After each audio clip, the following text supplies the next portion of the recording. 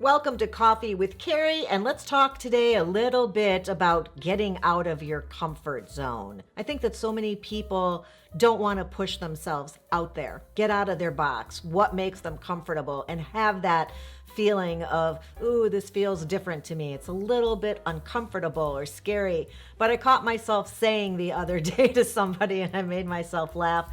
I said, a little pain never hurt anybody. Which is, kind of true. Never really hurt anybody. Little pain. So I think that little bit of pain, people are embracing pain a little bit all the time these days. My son with his cold plunge, people being told to take freezing, frigid ice showers and then getting into hot, miserable, steaming saunas, starving themselves with intermittent fasting for hours, all these things that make us uncomfortable and push us outside of that comfort zone, but are in fact good for us. This might fall into that category. So if you're interested in seven ways to get yourself outside your comfort zone for your own good, stick around because that's what's on the agenda. Number one, I love it. I do it all the time. It's so fun. It makes other people happy. It makes me happy. Makes you guys meet more people and become more adept at approaching people that you're interested in, and that is talking to strangers. If that's not something you're used to doing, push yourself to talk to old people first. They're super open to the idea. They're awesome folks to make comments to or talk to in the line at the grocery store, or when you're in line at the movies, or walking out of a restaurant, wherever you are in your life. People at work that aren't people if you work somewhere where it's a bigger group of people than your small team.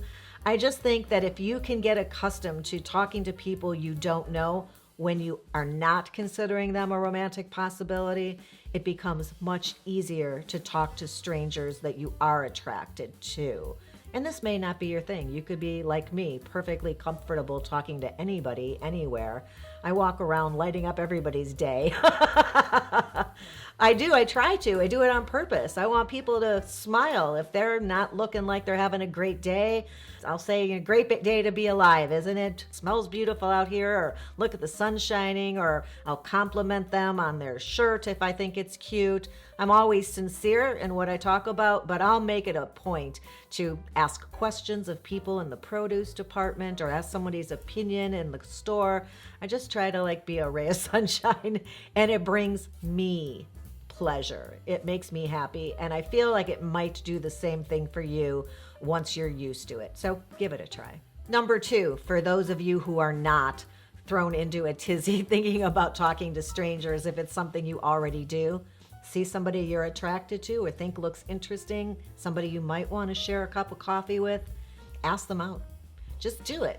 Force yourself outside that comfort zone that says, oh, you really just shouldn't talk to them. They might reject you, or they could think I'm weird, or they're going to think I'm crazy. So what? They'll walk away in their own life and forget about it 5 minutes later. It's not like they're telling all their friends for the next month that they met some crazy person who asked them out for coffee. I do, but I thought of it as such a compliment. I still talk about it years later, that somebody I made eye contact with and smiled at on the sidewalk when I was single, chased my car about a half a block, pulled up next to me while I put money in my meter, and invited me out for coffee.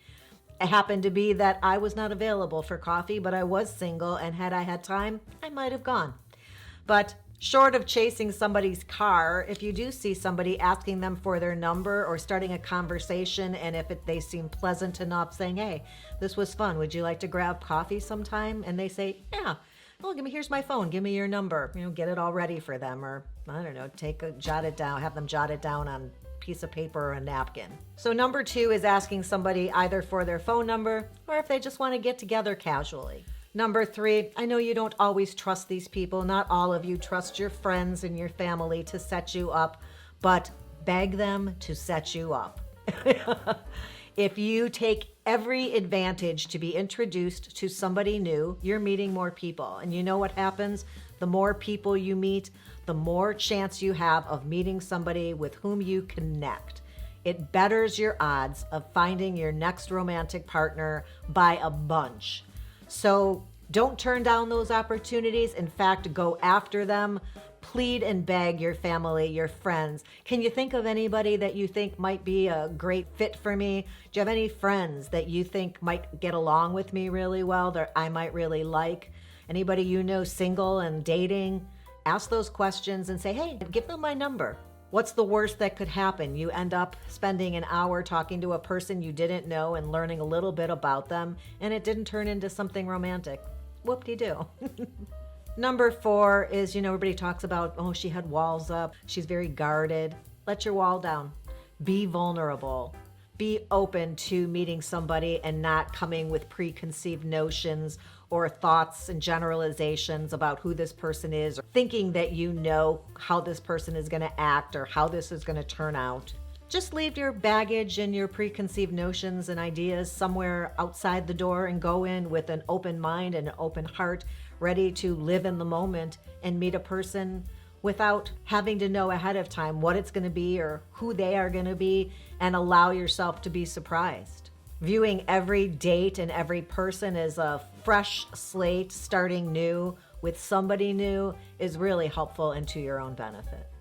Number 5, next time you have a date, next time you're approaching somebody or you're going out to a social situation, bring the brave and bold, confident version of yourself.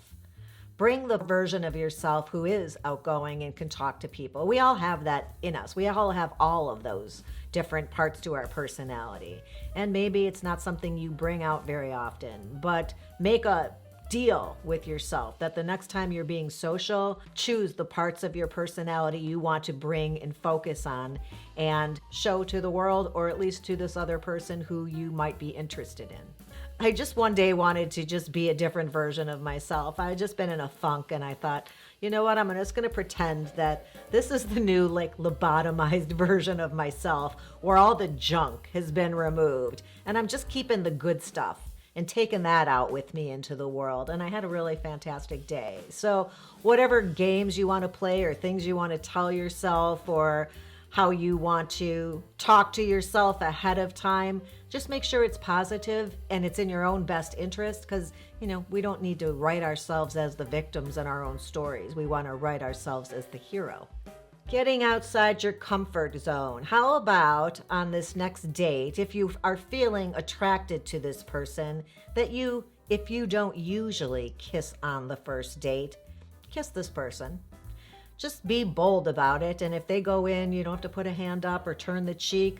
If that's totally against everything you stand for, I'm not telling you to do something you truly don't want to do. But if you've had a great date, nice repartee, and you're just sticking to your rules because of your rules, or you think it's in your own best interest somehow to not give this person some impression or to be a person who kisses on a first date. I've always been a person who kisses on a first date if I'm interested in them, not to people I'm not attracted to, but if it's been a great date, somebody goes in, I go for it too, always have, because I think it's just more information. It's more for me to gauge whether we are compatible. And sometimes it's great, sometimes it's not, but I've learned something, and if I've enjoyed it, I've learned something good. So be that person who challenges yourself outside your comfort zone on your next date, and maybe think a little differently about that first kiss if that's not your norm. And number 7, which is my final, don't click off, listen to number 7. And also, you got to subscribe to the channel. It's come to my attention that only 27% of my viewers are subscribed. I need you guys to subscribe, please. Really helps me out. I would really, truly be grateful for you to just hit that button. All right. Number 7 is that I'd like for you to accept rejection before it happens. I'd like you to know that it's no big deal, that this person may not like me and I could be rejected at the end of this date. And that's one way that things go, because things go one of 4 ways if you think about it. And I do, because I'm a matchmaker. It could be that one person likes the other. Could be that the other person likes the first one. It could be that nobody likes one another, or it could be that they both enjoy and want to again see each other. Those are 4 options, and 3 of those 4 have somebody being rejected. So to know that that's on the table, that's certainly a way that this next date could go, could maybe keep you from being so disappointed by that. It's a part of life. It's like stubbing your toe when you have it all wrapped up in bandage because you dropped something heavy on your toe and it's aching and throbbing. You're going to bump your toe the next day, right? You know that some of these dates are going to be no-goes. They're going to be rejections.